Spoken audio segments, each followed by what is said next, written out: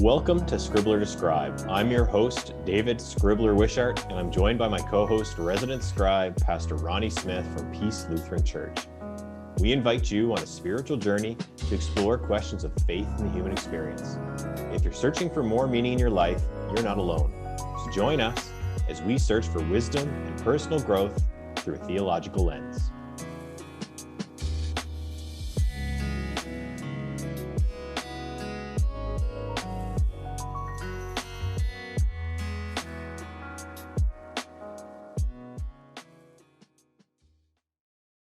Yeah, we had a conversation around communion last week during the coffee hour. And, obviously, a lot of people are missing that piece, and it's very important, of course. Yet, in our attempts to, think around how would we do that under the current situation, what does that look like? All the answers that have been supplied leave us unsatisfied. And so we talked about this time as like a period of spiritual fasting. Maybe another way I've characterized it at times is imposed sabbatical. But then, of course, as we just said, some of us are getting crunched at both ends. Yeah. And so there's got to be some give in there somewhere, somehow. But the kids going back to school will be a nice boost to feeling somewhat normal, I guess. What you need is a communion catapult, the altar, right? Just launch it into the seats. Yeah, so I guess I've always appreciated the fasting with our brothers and sisters during this time.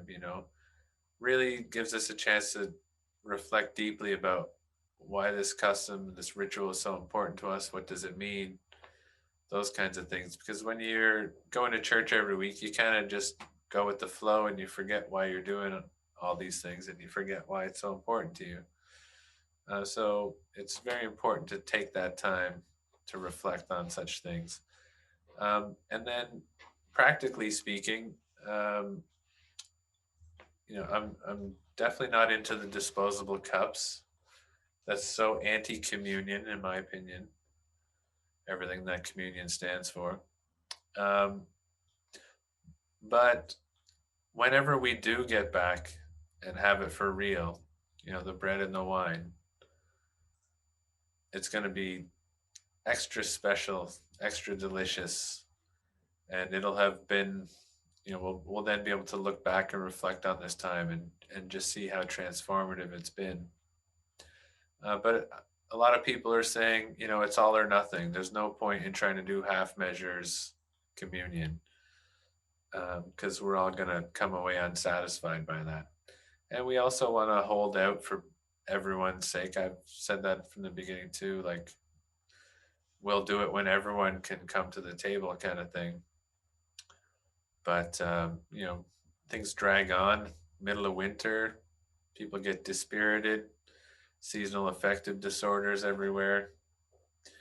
The January blahs, whatever you want to call it. And yet I noticed today as we were setting dinner that the sun stayed up a little bit longer today, and that was really nice. Having a meal before dark was just a good shot to the spirit. Yeah. It's interesting that when you talk about communion, because when I think about what church means for me versus what it does for others, communion is not sort of a focal part of that. I think it's symbolic, but it isn't, and that's not taking away from how important it is for another person's form of worship, but just how different parts of the for lack of a better word that's not coming to me right now, but the church process, those rituals, there's different things that mean different things for people. And I find that like the sermon has always been the part that's what I'm there for. Right. And for others, I think there's a lot more to the routine of the whole process in its entirety. Whereas I always, maybe it's just from when I was a kid, Catholic Mass I found to be pretty dry, except for the sermon, which I always thought was like, okay, well, this part's kind of interesting. Hear what he has to say, but I got to get through all these other parts first to get there. And so, gotta chew back that clerical cardboard, as they call it. Yeah.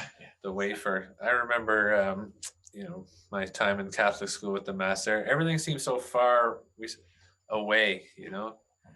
God is up there, like hiding somewhere, kept away from the people, and you need the priests as intermediaries to go between you and God on your behalf. Yeah. And very much of what the Reformation was about was calling out the abuses that stem from those types of practices, and that we can have a relationship with God directly. We don't need someone else to do it for us. A very foundational shift there. But practically speaking, or maybe technically speaking, or scientifically speaking, or whatever you want to say, there's really something that happens when we all come together and share a meal, the same meal. We share the same wine, we share the same bread. We do like to use real bread at peace. And a blessing happens for everyone. There's really something about that that's part mystery, part comforting, part just physically. Like, we're all sharing the same meal. We're all receiving the same blessing. We've all come to the same banquet table that stretches 2,000 years into the past and whoever knows how long into the future. So connecting us with all the people that have come before us and those who are to come. I think there's something very real that happens when we share that meal. For others, there's deep theological reasons why they see their salvation in the communion act ritual and the blessing that occurs, and the words of institution are very powerful. But everyone comes to church for their own reasons. Even in a homogenous community, you'd be surprised at the diversity of reasons why people are there. Some people are there because that's what they've always done. Some people are there because they're so broken, they don't know what else to do. Some people are there because they play music. Some people are there because they like the sermon. Some people are there because their friend asked them to come. Things like that. So there's a whole host of reasons, and we all take the piece that we need, the piece that we like, and hopefully some of that other stuff rubs off in there too. But for me, the sharing the exact meal together is really, really important in having communion. There's been some other ideas about blessing a meal and having people take it out into the community, particularly shut-ins, and that's a good practice. I like that too, as long as it's the same meal and is blessed at the same time, and we all share in that same meal. Another option that is presented is that everyone would bring their own meal to a Zoom communion. And I just don't know what's going to happen in a situation like that. I mean, people have some pretty good theological reasons for and against something like that. And I'm not entirely sure where I lay. Does the blessing still happen online? I don't know. Maybe. But we're not sharing the same meal. And that, to me, that's a really big piece. Well, I think symbolically, if you think, and this is not something that occurred to me that about communion as it's sort of sharing in that, Last Supper, right? And and it's something that foundational that we're missing a lot of right now, sharing a meal together with people, and I think that's what a lot of people probably didn't follow the rules at Christmas time because they're this is such a tradition that everybody shares. So it's really hard to let go of that, even temporarily, Right. Because I maybe we take it for granted sometimes, especially if you're just eating to sustain yourself and just kind of get through your day. But that there's something when you have friends and family over where you can all just sit around at a table and do that it's really important. And I don't know, there's a good sense of communion or community, I should say. Like, I guess is there the reason those two words start with the same? I don't know, that's coincidental or not, but Yeah, you'd be there's able a to tell me that. yeah, absolutely. There's a togetherness about it. Communion doesn't happen by ourselves. Right. It necessarily means a coming together, a sharing together. And so already in just this brief conversation, communion all of a sudden means a heck of a lot more than it did 15 minutes ago. Sure. So, Sorry, one last thing on that too. Yeah. There's going to church and having communion too. Another important thing, it provides people with a feeling of a certain rhythm to life, like that they're a certain cadence, that they know they're grounded by these acts. Yeah. It's like resetting the deck for their week and things like that, and just sort of letting go of the past week. So there's a whole, and again, there's a whole host of reasons why people come to church. There's a whole host of reasons why people continue to come for communion. And we have to celebrate that diversity and not try to make everyone have to think the same way about it. Yeah, these rituals are like an anchor that you can kind of work yourself around, so that you don't feel like as the weeks pulled you and tethered you off in one Right. direction, that you can kind of snap back to something that makes you feel grounded. And I think we all have that, whether it's conscious or subconscious in our lives, something that we kind of return to. And unfortunately for some people, it isn't the church, it's something more negative, like an addiction or something like that. So it's great when people can create that in their life. And I feel like once upon a time that was a stronger anchor in Sure. more people's lives than it is now. Yeah. So I do get this sense, and it's one of the things that drove me to, want to get this podcast started, is a lot of people feel unmoored. They are floating adrift out there in the ocean of the world, and can't see shore, and don't know where they're going. The waves are crashing over the sides, and they just feel helpless. And if they had, Jesus in their life, and more in just a church community that they felt like they could rely on, I think that would help them feel more anchored. And this is something that I think is important, is maybe because they've made some mistakes in their life to get to that point, and they did something that they feel like, well, maybe I deserve to be out here because I screwed up, or whatever the case may be, and then have fear that, well, the church community won't accept me. They'll judge me for my past transgressions, and so I'm a lost cause. And so that creates this despair. And I think that's a misconception that a lot of people have about the church. Now, well, maybe it's earned in some cases, but I don't know. Certainly. Maybe every place is different. But Yeah. There's enough anecdotal stories that the church could do better to get rid of, so that's a lot about just outreach. Like, how do we reach these people? And that's something that we're trying to do, maybe in a more indirect way, but it's something we're, want to connect people, let them know that there is a community there that they can come back to with open arms. Absolutely. What we're trying to do at Peace is to cultivate a safe place for people to come, however they are. God made us all. God loves us all. We're good enough, even in our brokenness. And Peace can be a safe place for people to just be who they are. And then as you enter in, the community starts to get a hold of you and shape your life in surprising ways. It's certainly been my experience, because I've had every reason to not believe in the church because of the things that other people do in its name.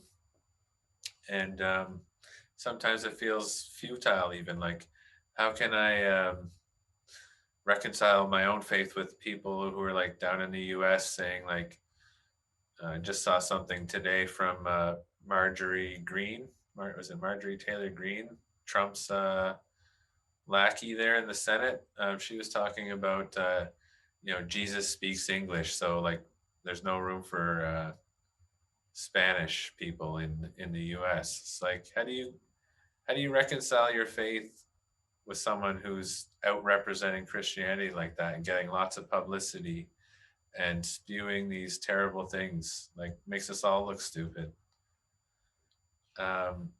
But we do have responsibility to our brothers and sisters in that some way, shape, or form. We have to bear responsibility for that. And so the best we could do, I guess, is to create a safe place where people don't have to. You got to do that through your actions too. So.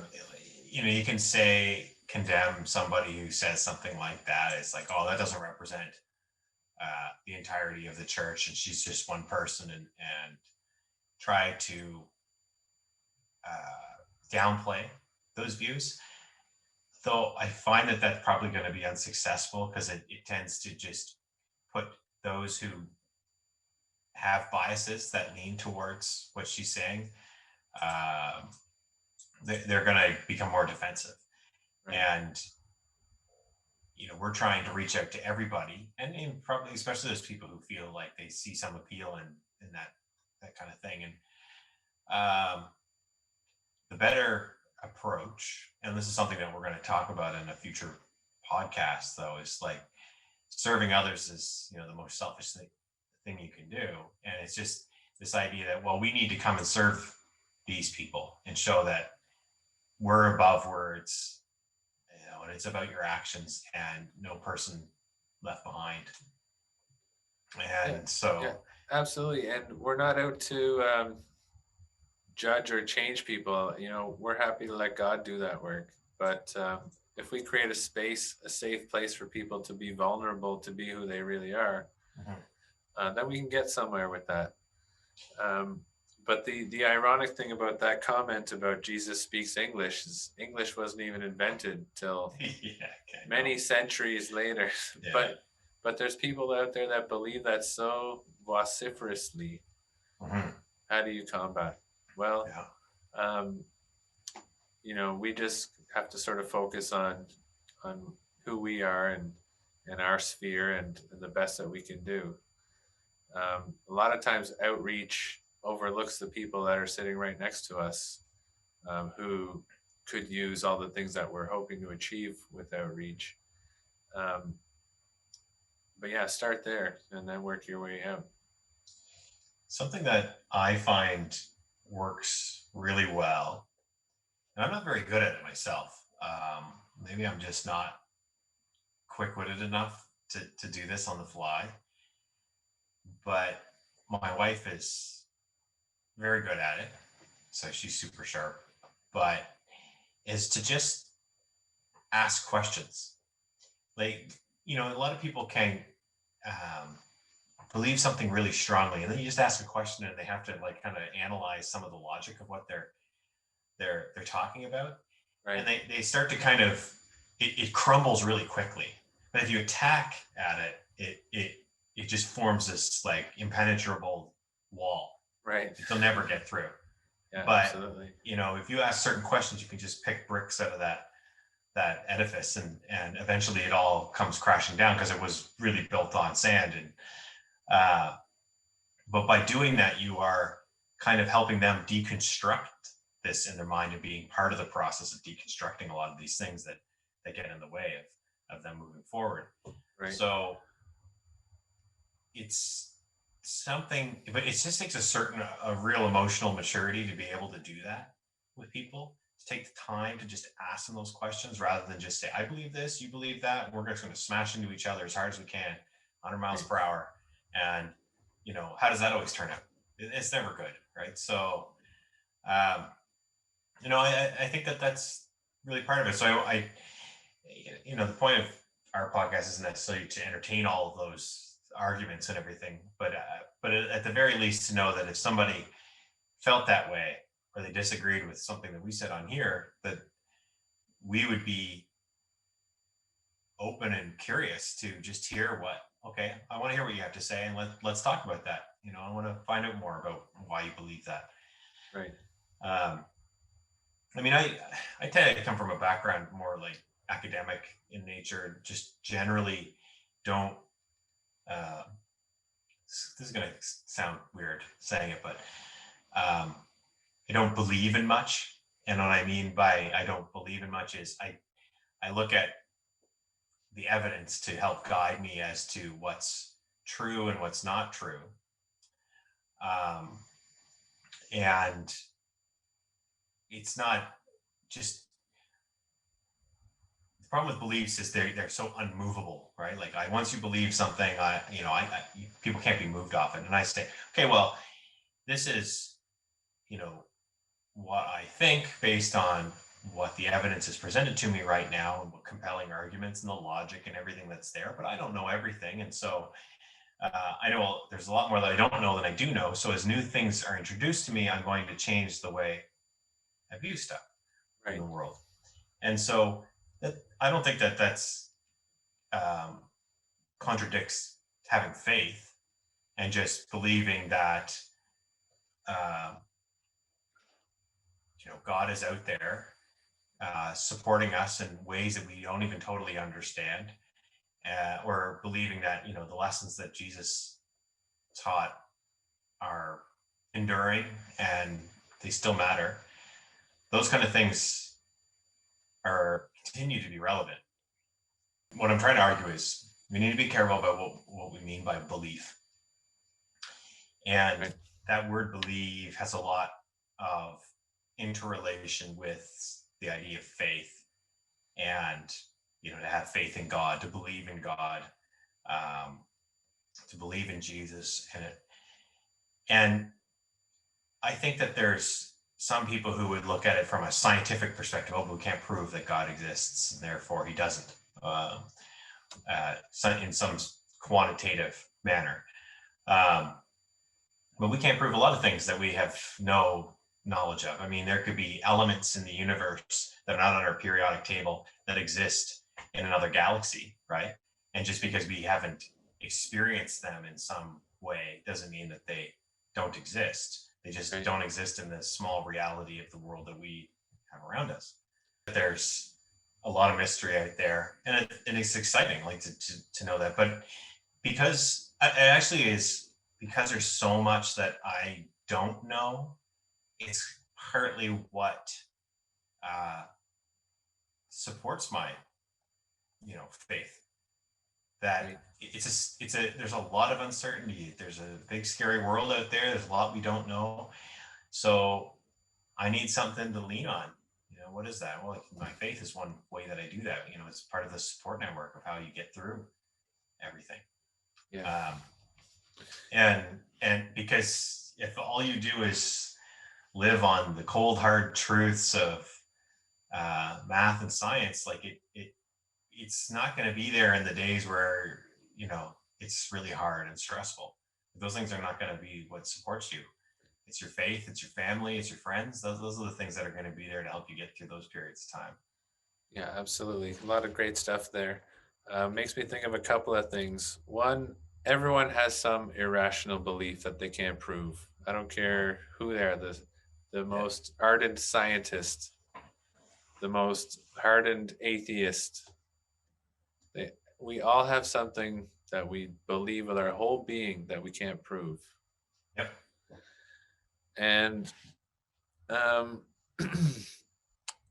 one of the important distinctions here, you've alluded to it earlier there, the difference between belief and faith. And in religion, there's a lot of pressure to just believe, right? Don't question, just believe. And that's all you need to do. That might work for some people, but that doesn't work for me. I'm someone who needs to explore. I'm someone who needs to dig in further. I'm someone who needs to sit in the mystery and not be overwhelmed by that. Sit in awe and wonderment.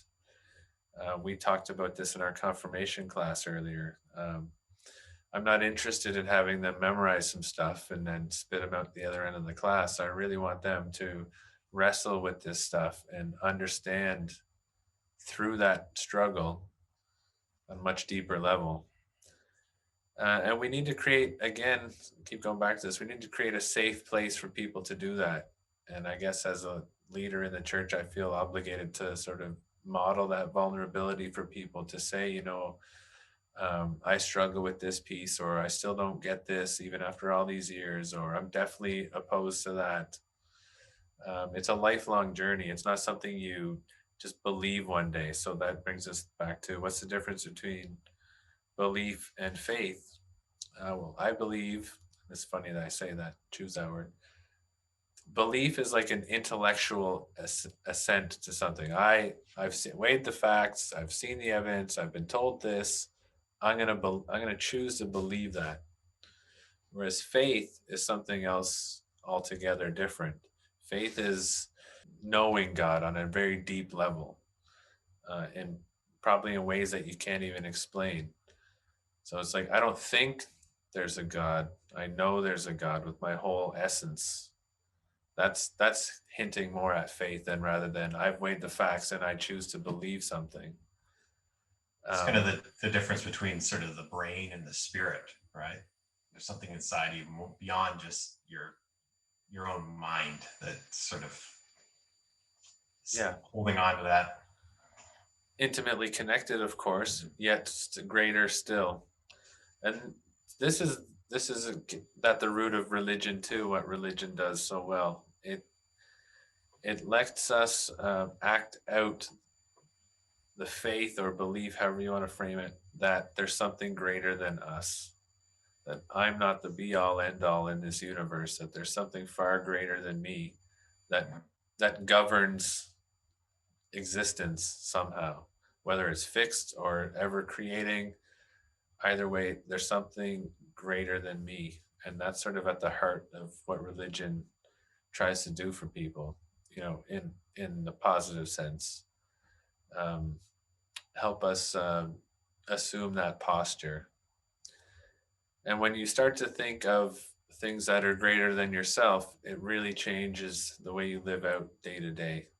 So yeah, there's a big difference between faith and belief. And if we make the church all about what you believe, and believe because you're told to believe, and believe because it says to believe this and that and the other thing, then what's really the point? I guess if you're not engaging with it, if you're just receiving this passively, I think that's going to leave you feeling flat. Comes like blind faith, and it's a blind faith is a very vulnerable one. It has no resiliency because it's easily offended. Yeah, it's just following a script, really, and I'm one of these types of people where if I get into something, I tend to like to really study up on it. So I don't dive into too many things anymore. Like I used to just kind of spread myself thin and do lots of stuff. And now I'm like, I don't have a lot of time on my hands. So if I'm going to do something, I'm going to do one thing, and I'm going to do that one thing well.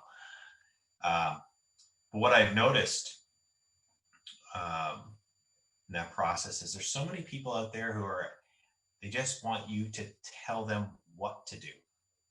Right? Tell me what to do. Right. They don't care about why you do it that way. And I'm like, I don't care about what to do. That's just one situation. That only gives me the tools to handle this very one situation as it comes up. And it doesn't give me any agility for other things that come my way. If I know why I'm doing that, then I know the thought process. Then I know all of the different things that go into how you got here. And if I know the why, then I can say, well, this situation is the same as this one, except for this one or two things that are different. And I can then focus only on those differences and understand how I need to adapt to that situation. So you're dealing with a person, you're communicating them in a certain way, and this person, there's some body language that they give off that sort of hints at, okay, maybe I need to adjust the way I'm approaching them with this discussion. They don't seem to be responding to what I have to say. And what was it that triggered that? Okay, and why is that important? So, okay, well, if that's what it is, and that's what this person's background is, now I can know how I need to steer this kind of conversation back on course. This is an example, but So I think it's good to challenge the why of our faith and what we're being taught in church and in the Bible. And it is just it is a book. It's been translated in many different ways. And it's, as you said in the past, can be a very dangerous book too. We shouldn't be there to solve it. We should just be there to help understand the why of where we're learning these things and try to come at it with a fresh mind each time. And so I feel like if we can get that level deeper, and not worrying about being told what to do, but being told why it makes sense, it becomes a lot less authoritarian in its approach, right? It gives people the autonomy to make their own decisions and say, listen, I've provided you with a compelling, logical argument that has a lot of reasons for why it's the right thing to do. But if you choose to do something different, that's up to you.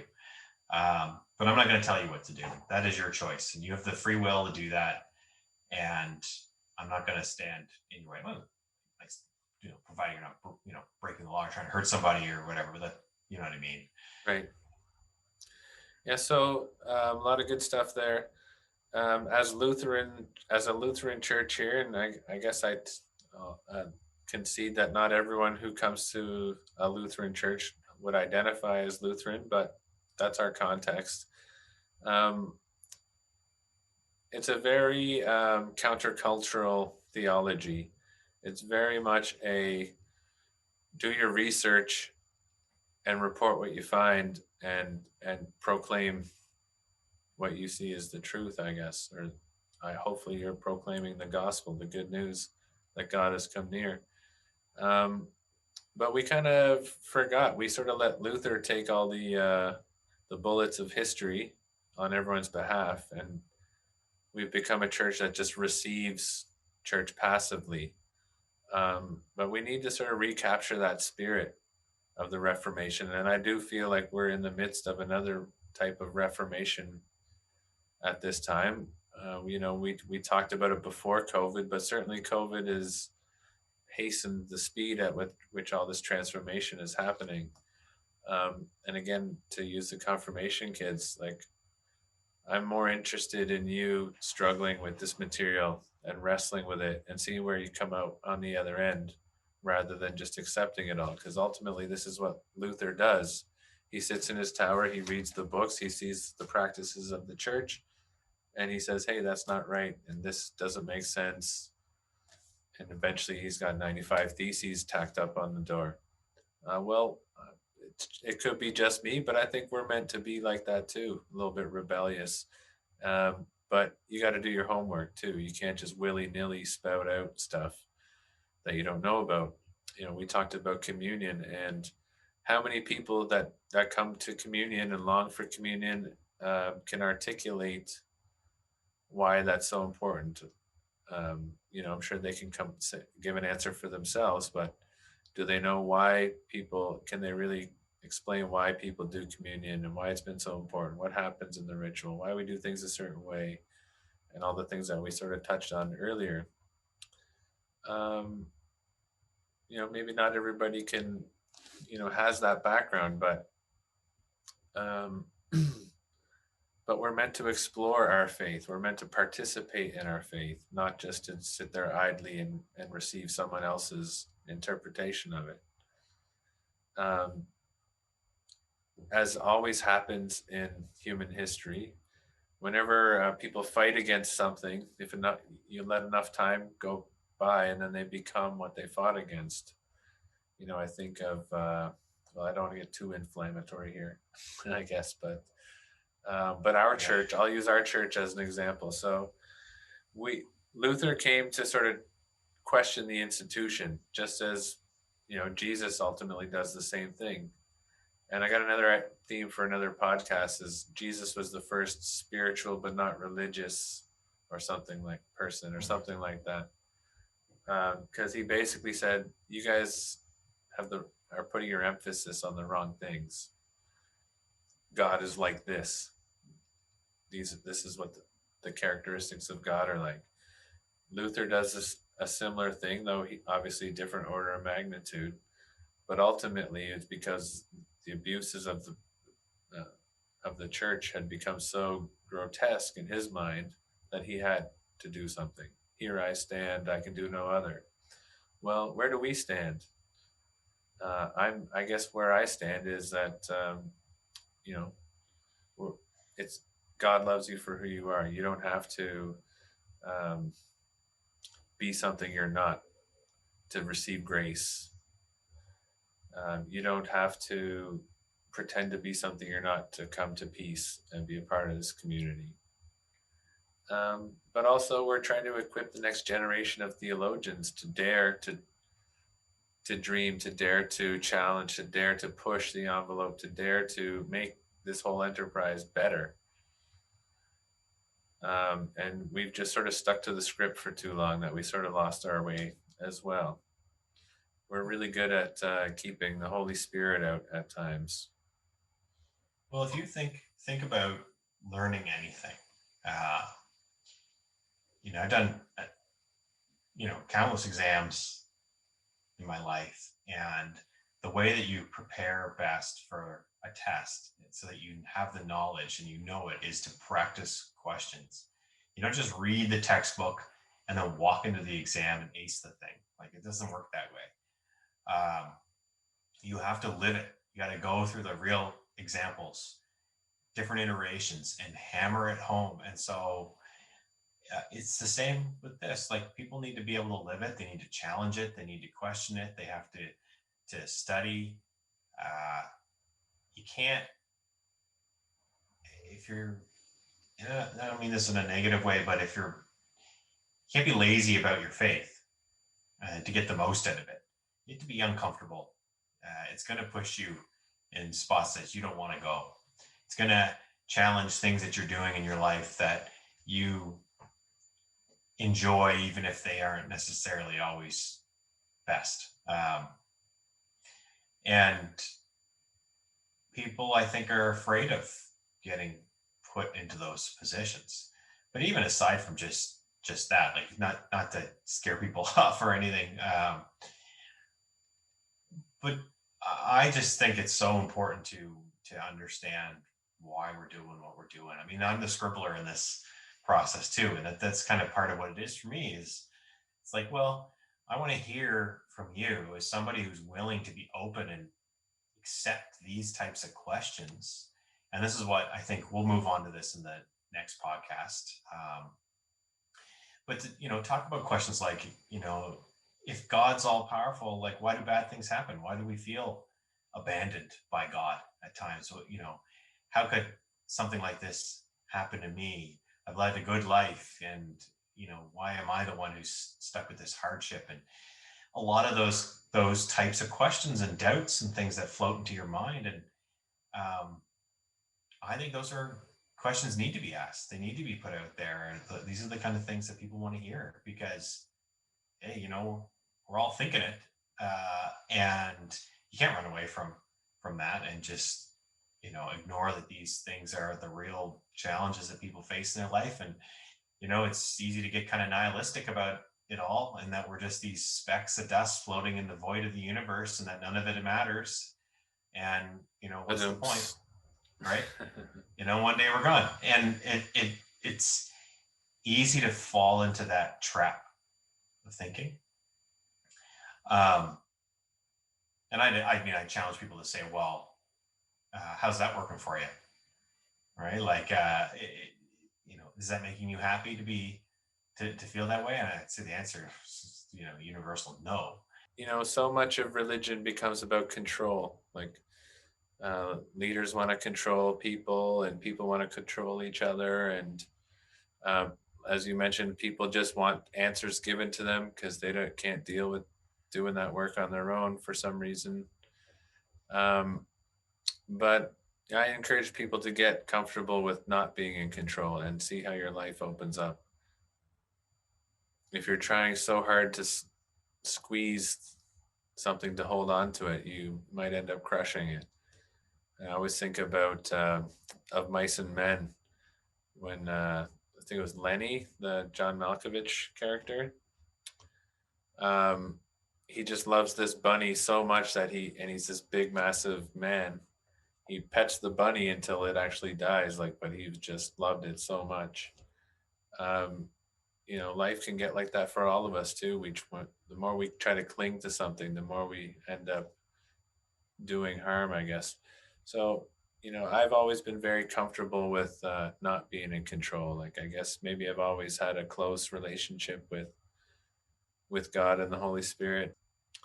Maybe I'm one of the lucky ones who's been able to live that way. It's not, to me, it's not a belief thing, it's a faith thing. Like, I know with every essence of my soul, I've had some very powerful hand of God moments in my life. So there's nothing to believe or not believe. It's just faith. It just God is. And what's interesting about that idea of control, right, is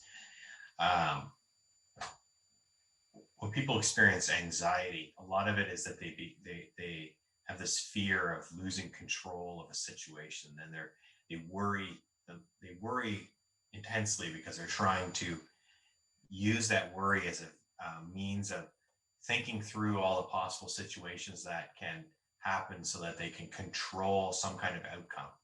And so they're trying to reclaim control over it. And it ends up being torture. And I know this because it's happened to me a ton. And, I've done therapy to better understand that whole process. And like, what is my mind trying to do here? Why is it torturing me like this? And, ironically, over the year of the pandemic, my mental health in general, there's been some periods where it hasn't been great, but in general has improved. And it's because you just sometimes you have these revelations about how you're just trying to control everything in your life, and when you do that, it's just brutal sometimes because you can't, and you have to accept some of the things you can't, like, well, it's like the serenity prayer, right? Like, I think that's an important one, but to just accept that not everything's going to be controlled by you, and that when you really think back at all that stuff that we were worrying about in the past, how much of that ever came to pass? Very, very little, right? All these worst case scenarios. And I mean, I work in risk management as my day job too. So it's like, I'm always in the zone of having to think about those worst case scenarios. So I'm a bit biased and primed for a lot of that stuff. right. But what I think is refreshing about talking to you is you don't give off that anxious vibe at all. And you're much more easygoing. But what's interesting is I think that's really appealing for the purpose of this podcast and these conversations, because it's like, okay, well, you're very open about the church and what's done well, what it hasn't, and just talking about having these discussions, challenging these things, but also having a lot of strength in your faith. I think that's important. It's inspiring because you see that and you go, okay, this is the kind of thing that I can get behind, because it doesn't feel like a charade, a facade, Right. It doesn't feel fake. It feels like something real, like it's authentic, and that authenticity is very appealing. We hope you found your time nourishing and life-giving. Don't forget to like and subscribe to our channel. If you would like to hear more and support the podcast and Peace Lutheran Church, please consider donating at the link in the description. For DW, I'm Pastor Ronnie Smith. Peace be with you.